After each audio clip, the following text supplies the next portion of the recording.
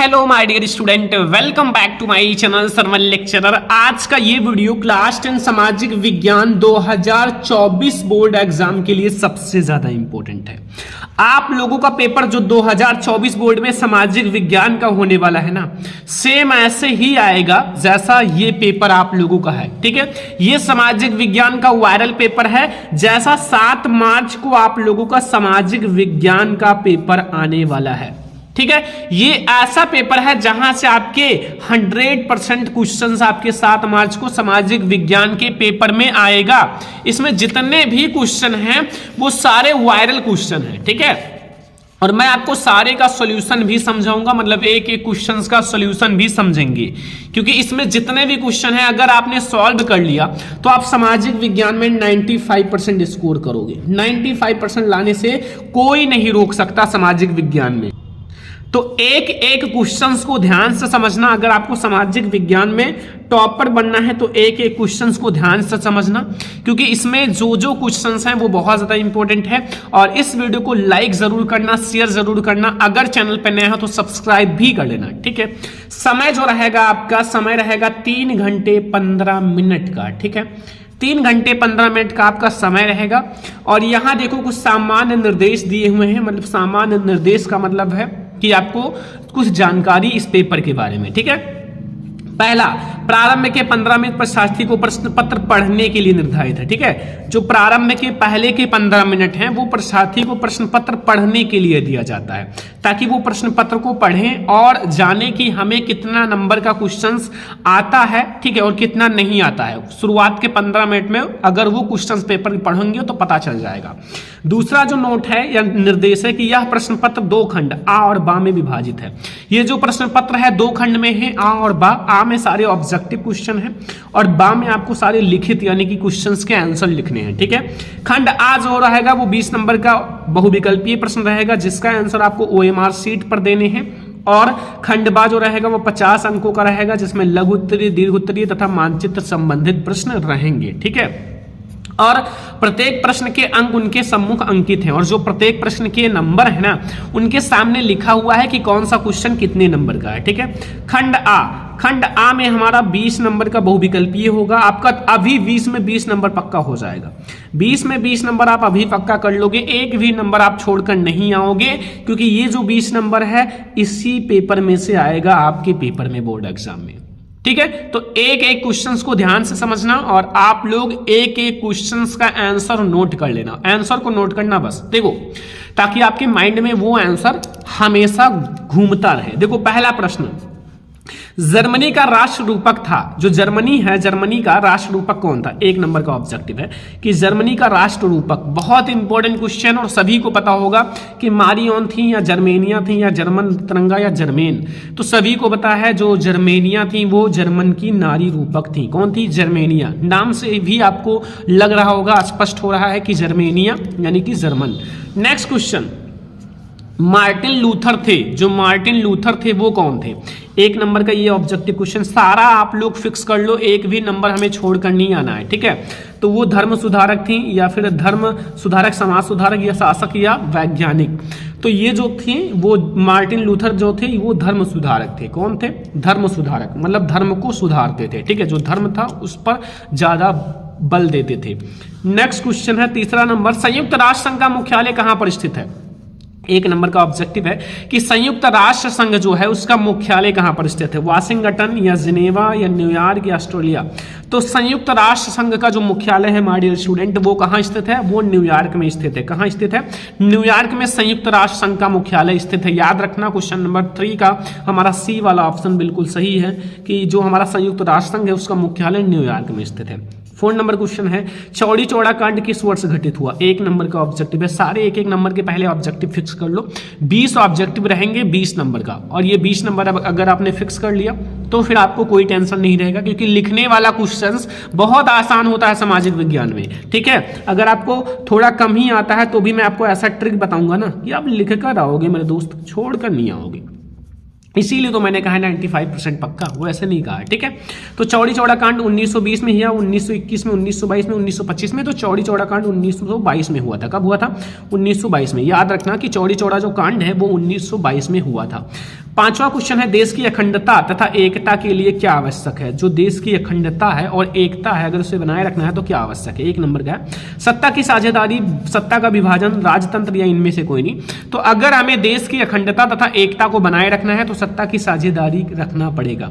जो सत्ता है उसको अच्छे से साझेदारी रखना पड़ेगा, ठीक है। तो ये बहुत ज्यादा इंपॉर्टेंट क्वेश्चन है, क्वेश्चन नंबर 5। अब हम लोग देखते हैं नेक्स्ट क्वेश्चन, क्वेश्चन नंबर 6।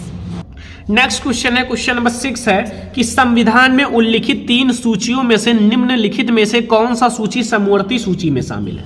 ये बताना है कि हमारा जो संविधान में उल्लिखित 3 सूची हैं, 3 सूचियों में से कौन सा विषय है जो समवर्ती सूची में शामिल है। मतलब समवर्ती में 1 नंबर का ऑब्जेक्टिव है, देखो शिक्षा है या कृषि है या पुलिस है या रक्षा है। तो समवर्ती सूची में जो शामिल है वो हमारा क्या है, वो है शिक्षा। क्या है, शिक्षा जो है वो समवर्ती सूची में शामिल है। याद रखना, बहुत इंपॉर्टेंट क्वेश्चन है, ठीक है। 7 नंबर क्वेश्चन है पवन संसाधन का एक प्रकार है। पवन संसाधन किस प्रकार का संसाधन है। 1 नंबर का ऑब्जेक्टिव है मानवीय या अनवीकरण या नवीकरणीय या जैव। तो जो पवन ऊर्जा है या पवन संसाधन जो है वो एक नवीकरणीय योग्य संसाधन है। क्या है, नवीकरणीय योग्य संसाधन है, ठीक है, नवीकरणीय। याद रखना, क्वेश्चन नंबर हमारा 7। क्वेश्चन नंबर 8 है एक वस्तु का अधिकांशतः प्राकृतिक प्रक्रिया से उत्पादन किया जाता है। एक वस्तु है जिसका हम लोग अधिकांशतः प्राकृतिक प्रक्रिया के द्वारा उत्पादन करते हैं, तो वो क्या कहलाता है। प्राथमिक क्षेत्रक, द्वितीयक क्षेत्रक, तृतीयक क्षेत्रक या सूचना प्रौद्योगिकी। तो एक वस्तु का अधिकांशतः प्राकृतिक प्रक्रिया से उत्पादन किया जाता है तो वो हमारा कहलाता है प्राथमिक क्षेत्रक। क्या कहलाता है, प्राथमिक क्षेत्रक। याद रखना, ठीक है। तो वो क्या कहलाता है, प्राथमिक क्षेत्रक। बहुत ही ज्यादा इंपॉर्टेंट क्वेश्चन है। जितने भी क्वेश्चन है इस पेपर में इतना ज्यादा इंपॉर्टेंट है कि आपके बोर्ड एग्जाम में ये सारे हिट करेंगे। याद रखना, आज मैं बता दे रहा हूं, ठीक है। विदेशी व्यापार किनके मध्य होता है। सभी को पता है विदेशी व्यापार 1 नंबर का ऑब्जेक्टिव है। विदेशी व्यापार 2 देशों के मध्य या 2 प्रदेशों के मध्य या 2 नगरों के मध्य या 2 गांवों के मध्य। तो सभी को पता है कि विदेशी व्यापार जो होता है वो 2 देशों के मध्य होता है। कहाँ होता है, 2 देशों के मध्य। ए वाला ऑप्शन हमारा बिल्कुल सही है कि 2 देशों के मध्य हमारा विदेशी व्यापार होता है, ठीक है। नेक्स्ट क्वेश्चन आ जाओ, क्वेश्चन नंबर 10। देखो इसमें क्या पूछ रहा है कि मोनाजाइट रेत में निम्नलिखित में से कौन सा खनिज पाया जाता है। 1 नंबर का ऑब्जेक्टिव है कि जो मोनाजाइट है, मोनाजाइट रेत में कौन सा खनिज पाया जाता है। खनिज तेल या थ्यूरियम या थोरियम या कोयला। तो मोनाजाइट रेत में जो है वो थोरियम पाया जाता है। क्या पाया जाता है, थोरियम। सी वाला ऑप्शन सही है, थोरियम जो होता है वो मोनाजाइट रेत में पाया जाता है। 11 नंबर क्वेश्चन है झरिया प्रसिद्ध है। झरिया किसके लिए प्रसिद्ध है, लौह एस्क के लिए, कोयला के लिए, तांबा के लिए, बॉक्साइट के लिए। तो झरिया है, झरिया हमारा कोयला के लिए प्रसिद्ध है। किसके लिए, कोयला के लिए प्रसिद्ध है। याद रखना, जो झरिया है वो कोयला के लिए प्रसिद्ध है। क्वेश्चन नंबर 12 है सूचना पाने का अधिकार अधिनियम कब पारित हुआ। सूचना पाने का अधिकार अधिनियम 1 नंबर का ऑब्जेक्टिव है कि सूचना पाने का जो अधिकार अधिनियम है वो कब पारित हुआ था। बहुत इंपॉर्टेंट है, अक्टूबर 2005 में, मार्च 2005 में, जनवरी 2006 में या अक्टूबर 2007 में। तो सूचना पाने का जो अधिकार अधिनियम है वो हमारा अक्टूबर 2005 में। याद रखना, ए वाला ऑप्शन सही है, अक्टूबर 2005 में सूचना पाने का अधिकार अधिनियम पारित हुआ था। कब, अक्टूबर 2005 में, ठीक है। तो ए वाला ऑप्शन हमारा बिल्कुल सही है। 13 नंबर क्वेश्चन ध्यान से समझो, इसमें लिखा हुआ है कि निम्नलिखित में से कौन सा भारत का संघीय राज्य नहीं है। 1 नंबर का ऑब्जेक्टिव है कौन सा इन चारों में से जो भारत का एक संघीय राज्य नहीं है। उत्तर प्रदेश, पंजाब, महाराष्ट्र, दिल्ली। तो देखो संघीय का मतलब होता है, देखो यहाँ तो उत्तर प्रदेश एक संघीय राज्य है, हमें नहीं बताना है। पंजाब भी है, महाराष्ट्र भी है। दिल्ली जो है एक शहर है, एक शहर है ना कि एक राज्य है, ठीक है। तो दिल्ली हमारा एक संघीय राज्य नहीं है। याद रखना, डी वाला ऑप्शन जो है वो दिल्ली जो है एक संघीय राज्य नहीं है, ठीक है। अगला क्वेश्चन 14 नंबर की भारत की विधायिकाओं में महिलाओं का प्रतिनिधित्व का अनुपात क्या है। भारत की विधायिकाएं जो है उसमें जो महिलाओं के प्रतिनिधित्व का अनुपात है वो क्या है। 1 नंबर का बहुत ही कम, एक समान, बहुत अधिक या इनमें से कोई नहीं। तो भारत की विधायिकाओं में जो महिलाओं के प्रतिनिधित्व का अनुपात है वो बहुत ही कम है। क्या है, बहुत ही कम है। याद रखना, बहुत ही कम है, ठीक है। 14 नंबर क्वेश्चन हो चुका है। 15 नंबर, श्रीलंका का बहुसंख्यक वर्ग कौन सा है। श्रीलंका का जो बहुसंख्यक वर्ग है, 1 नंबर का ऑब्जेक्टिव है श्रीलंका का बहुसंख्यक वर्ग तमिल है कि सिंघली है या ईसाई है या मुस्लिम है। तो श्रीलंका का जो बहुसंख्यक वर्ग है वो कौन सा है, तमिल है या सिंघली या ईसाई या मुस्लिम। तो श्रीलंका का हमारा सिंघली है। क्या है, सिंघली बहुसंख्यक वर्ग है। याद रखना, सिंघली जो है वो श्रीलंका का बहुसंख्यक वर्ग है, ठीक है। तो अब हमारा हो गया है 15 क्वेश्चंस। अब हम लोग देखते हैं 16 नंबर क्वेश्चन। 16 नंबर क्वेश्चन देखो माय डियर स्टूडेंट कि चाय की खेती के लिए कौन सी मिट्टी उपयुक्त है। चाय की खेती अगर आपको करना है तो उसके लिए कौन सी मृदा सबसे अच्छी है। लाल मिट्टी, जलोढ़ मिट्टी, पर्वतीय मिट्टी, लेटराइट मृदा। तो अगर चाय की खेती करना है तो उसके लिए हमारी जो लेटराइट मृदा है वो सबसे अच्छी है। कौन सी है? लेटराइट मृदा है, वो सबसे अच्छी मानी जाती है। ठीक है, निम्नलिखित में से कौन सी रोपण की फसल है? कौन सी इन चारों में से जो एक रोपण की फसल है? गेहूं, चना, गन्ना या मूंगफली? तो इन चारों में से जो गन्ना है, गन्ना वो एक रोपण की फसल है। क्या है? एक रोपण की फसल कौन सा है? गन्ना। याद रखना, गन्ना जो हमारा है एक रोपण की फसल है। ठीक है, गा वाला, सी वाला ऑप्शन। क्वेश्चन नंबर 18 है निम्नलिखित में से किस वर्ष बांग्लादेश ग्रामीण बैंक की स्थापना की गई। 1 नंबर का ऑब्जेक्टिव है कि किस वर्ष जो है बांग्लादेश ग्रामीण बैंक की स्थापना की गई। 1960 में, 1980 में, 1970 में, 1950 में। तो बांग्लादेश ग्रामीण बैंक की स्थापना जो है वो 1970 में की गई थी। कब की गई थी? 1970 में हमारा बांग्लादेश ग्रामीण बैंक की स्थापना की गई थी, यानी कि सी वाला ऑप्शन हमारा बिल्कुल सही है। तो अगला क्वेश्चन पे आओ, क्वेश्चन नंबर 19। इसमें कह रहा है माय डियर स्टूडेंट कि भारत में वायु परिवहन का राष्ट्रीयकरण कब हुआ। जो भारत है, 1 नंबर का ऑब्जेक्टिव है, भारत में जो वायु परिवहन का राष्ट्रीय एकीकरण कब हुआ। 1950 में, 1953 में, 1960 में, 1998 में। तो भारत में पूछ रहा है तो 1953 में हुआ था। भारत में वायु परिवहन का राष्ट्रीयकरण, ठीक है, भारत में वायु परिवहन का राष्ट्रीयकरण जो हुआ था वो 1953 में हुआ था। नेक्स्ट क्वेश्चन 20 नंबर, विश्व व्यापार संगठन का मुख्यालय कहाँ पर स्थित है। विश्व व्यापार संगठन का न्यूयॉर्क में, पेरिस में, जिनेवा में, ओटावा में। तो विश्व व्यापार संगठन का मुख्यालय जो है वो हमारा कहाँ स्थित है? जिनेवा में। कहाँ है? जिनेवा में। ठीक है, ये भी एक ही नंबर का है। तो यहां से हमारे 20 में 20 नंबर का ऑब्जेक्टिव हो गया क्लियर। 20 में 20 नंबर। अब मैंने आपको 20 में 20 का आंसर समझा दिया है। अब यहां से आपके बोर्ड एग्जाम में भाई बहुत सारे क्वेश्चंस आएंगे, आप तैयार रखो, क्योंकि बोर्ड एग्जाम तो बहुत ज़्यादा नज़दीक है, इसलिए हमें बताना बहुत ज़्यादा जरूरी है कि कौन सा क्वेश्चन बहुत ज़्यादा इंपॉर्टेंट है, कौन सा वायरल पेपर है, कौन सा आपको तैयार करना चाहिए। क्योंकि हम अगर आप लोगों को बताते हैं तो वो डायरेक्ट बोर्ड एग्जाम में आता भी है। ठीक है, तो ये हमारे 20 ऑब्जेक्टिव हो चुके हैं, मतलब 20 ऑब्जेक्टिव। अब हमारे खंड बा स्टार्ट होंगे। जो हमारे खंड बा है, खंड बा में जो हमारा होगा वो 50 नंबर का होगा। ठीक है, कितने नंबर का? 50 अंक का होगा। लेकिन ये आपको बोर्ड एग्जाम की कॉपी दी जाएगी, कॉपी में आपको लिखना है, क्योंकि ये जो 20 नंबर था वो हमें OMR शीट में देना था। ठीक है, अब हमें ये जो है ये बोर्ड एग्जाम की कॉपी में लिखना है। ओके, तो पहला प्रश्न देखो कि बाल्कन प्रदेशों में राष्ट्रवादी तनाव क्यों पनपा। 4 नंबर का है भाई कि जो बाल्कन प्रदेश हैं, बाल्कन प्रदेशों में जो राष्ट्रवादी तनाव है, राष्ट्रवादी तनाव क्यों पनपा। ये 4 नंबर। अगर आपको ये नहीं आता तो आपके पास ऑप्शंस भी हैं, चॉइस भी हैं, आप दूसरा कर सकते हो। रॉलेट एक्ट के खिलाफ चले आंदोलन का दमन किस प्रकार किया गया। भाई रॉलेट एक्ट के बारे में कितना बार पढ़ाया गया है? चैप्टर नंबर 2 में, भारत में राष्ट्रवाद में। तो रॉलेट एक्ट के बारे में अगर जिसे नहीं पता वो उसकी पढ़ाई बेकार है, क्योंकि मैंने कई बार पढ़ा रखा है। अगर आप हमारी वीडियोस को देख रहे हो तो बहुत बार मैंने आपको पढ़ाया। तो ये रॉलेट एक्ट के बारे में आपको समझ में आना चाहिए, बहुत पहले ही पढ़ा दिया गया था। तो आप दोनों में से कोई एक करोगे, 4 नंबर मिल जाएगा। ठीक है, दोनों में से कोई एक करना है, 4 नंबर आपका बिल्कुल फिक्स है। दूसरा क्वेश्चन है भारत में राजनीति क्षमता की विकेंद्रीकरण के पीछे क्या मूल सोच है। भारत की जो राजनीतिक क्षमता है उसकी विकेंद्रीकरण के पीछे क्या मूल सोच है। 4 नंबर। 8वां, ये नहीं आता तो भारत में केंद्र और राज्यों के बीच सत्ता के बंटवारे की किन्हीं 2 विशेषताओं का उल्लेख करो। जो भारत है, भारत के केंद्र और राज्य के बीच सत्ता के बंटवारे की किन्हीं 2 विशेषताओं का उल्लेख करना है। आपको मिलेगा 4 नंबर। ठीक है, 4 नंबर आपको मिल जाएगा। नेक्स्ट क्वेश्चन है भूदान ग्रामीण आंदोलन के विषय में विस्तृत जानकारी दीजिए। 4 नंबर का है कि जो भूदान है, भूदान, ठीक है, भूमि का दान करना, उसके आंदोलन के विषय में आपको विस्तृत जानकारी देनी है, क्योंकि ये लॉन्ग क्वेश्चन में है तो आपको विस्तृत जानकारी देना पड़ेगा, क्योंकि विस्तृत उत्तर ये है। ठीक है, 8वां, भारत में कृषि क्षेत्र की समस्याएं लिखिए। बहुत इंपॉर्टेंट है, मैंने पढ़ा रखा है, अभी जल्दी पढ़ाया है, लॉन्ग क्वेश्चन में देखना कि भारत में जो है कृषि की जो प्रमुख समस्याएं हैं उसका उल्लेख करना है। भारत की कृषि में बहुत सारी समस्याएं हैं तो उसका आपको उल्लेख करना है। चौथा क्वेश्चन है आर्थिक क्रियाओं के किन्हीं 3 प्रकार के प्रवाहों का उल्लेख कीजिए। आर्थिक क्रियाओं के 3 प्रवाह मैंने पढ़ा रखा है, बहुत छोटे छोटे हैं, और अगर आपको नहीं पता तो मैं थोड़ा सा बता दूंगा। देखो, प्राथमिक क्रियाएं, द्वितीयक क्रियाएं और तृतीयक क्रियाएं, ये होती हैं हमारी आर्थिक क्रियाओं के 3 प्रकार। ठीक है, ये प्राथमिक क्रियाएं, द्वितीयक क्रियाएं और तृतीयक क्रियाएं। ठीक है, बस।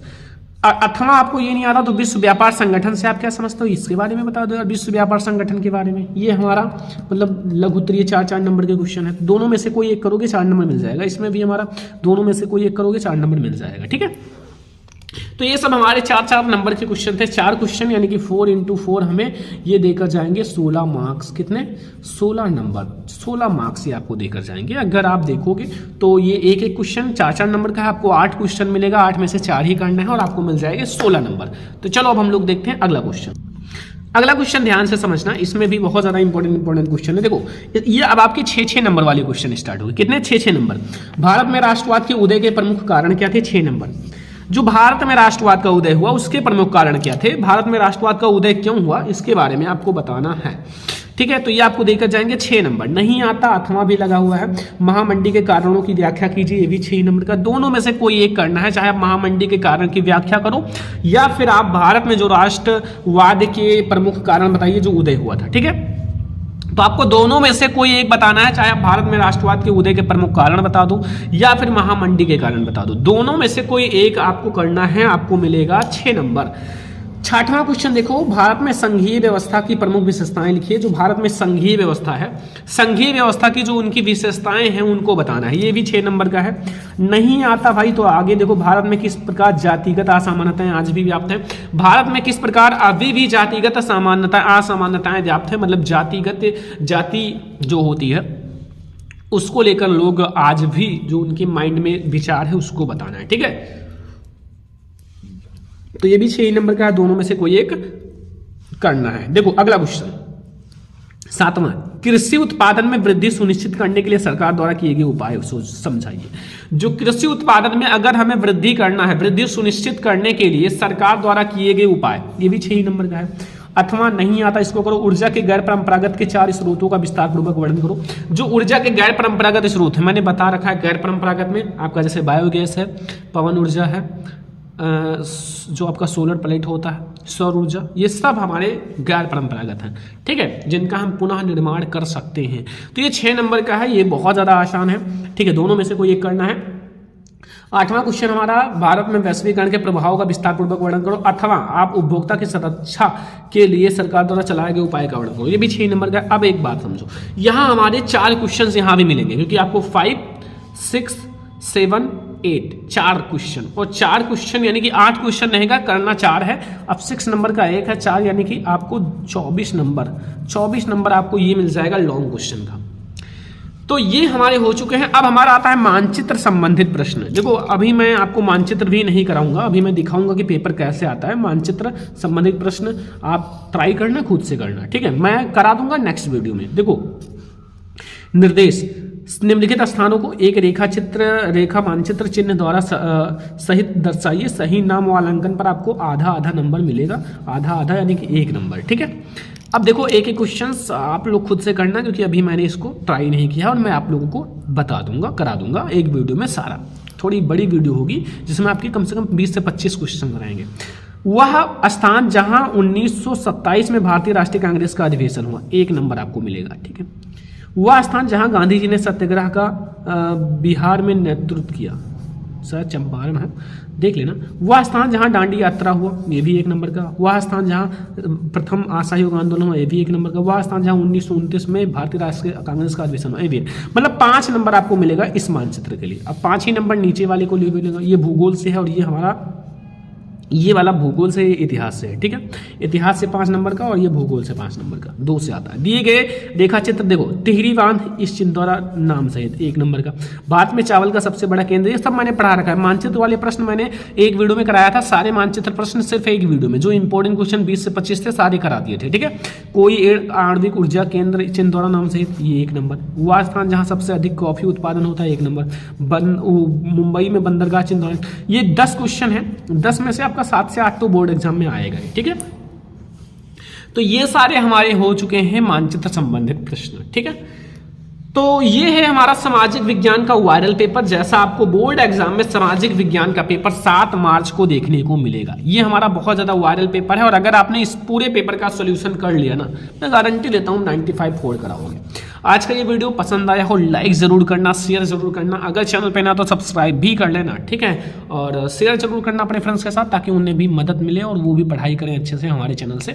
तो सरवन लेक्चर चैनल को सब्सक्राइब कर लो, वीडियो को शेयर कर दो। चलो फिर मिलते हैं हम लोग नेक्स्ट इंपॉर्टेंट वीडियो में, तब तक के लिए थैंक यू।